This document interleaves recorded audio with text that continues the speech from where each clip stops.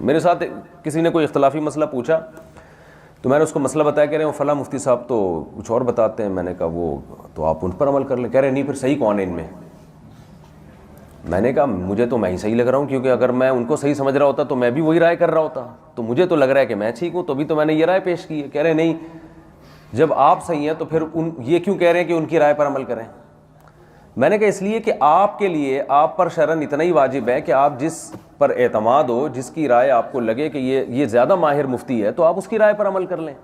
تو آپ کو جب یہ لگ رہا ہے کہ وہ زیادہ ماہر مفتی ہیں تو آپ ان کی رائے پر عمل کر لیں. کہنے جب وہ غلط ہیں اور آپ صحیح ہیں تو پھر آپ مجھے یوں کہہ رہے ہیں ان کی رائے پر عمل کریں. میں نے کہا چلو پھر میری رائے پر عمل کر لیں جب آپ کو میں صحیح لگ رہا ہوں. کہہ رہے نہیں مجھے تو نہیں لگ رہا، میں تو اب پوچھ رہا ہوں.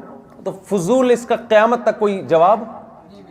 او بھائی میں میرے لیے صحیح ہوں نا، تیرے لیے تو دونوں صحیح ہیں نا. ٹھیک ہے نا، تو مجھے بھی مفتی سمجھ رہا ہے، اس کو بھی سمجھ رہا ہے. تو اگر فساد ڈالنا چاہو نا معاشرے میں، ایک ہی بات پہ جنگیں تلواریں چل سکتی ہیں. حل کرنا چاہو تو 2 منٹ میں حل ہو سکتا ہے مسئلہ.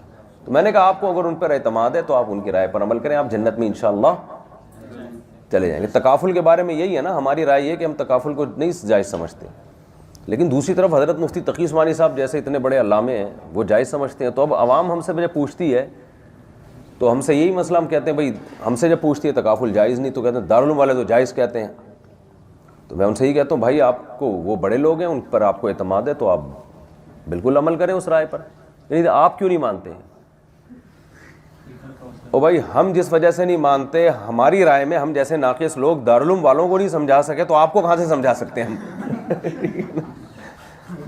اور جب آپ ان سے پوچھو گے تو وہ یہ کہیں گے کہ ہم جامعۃ الرشید کو قائل نہیں کر سکے تو تمہیں کہاں سے قائل کریں گے. تو اس کا مطلب یہ اختلافی ہو گیا. بس یہ بہت مشکل ہے اب اس کو حل کرنا.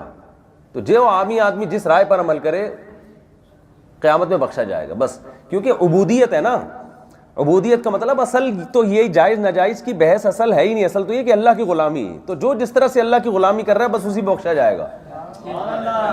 2 متضاد چیزیں بھی ایک وقت میں، مقصد اللہ کی غلامی ہے تو بس صحابہ نے نہیں عصر کی نماز قضا کر دی تھی اور ایک جماعت نے پڑھی تھی. 2 متضاد رائے تھی نا، لیکن دونوں کا مقصد اللہ کی غلامی. تو اللہ کہے گا ٹھیک ہے یہ بھی ٹھیک ہے وہ بھی ٹھیک ہے، تو ٹینشن لینے کا ہے ہی نہیں.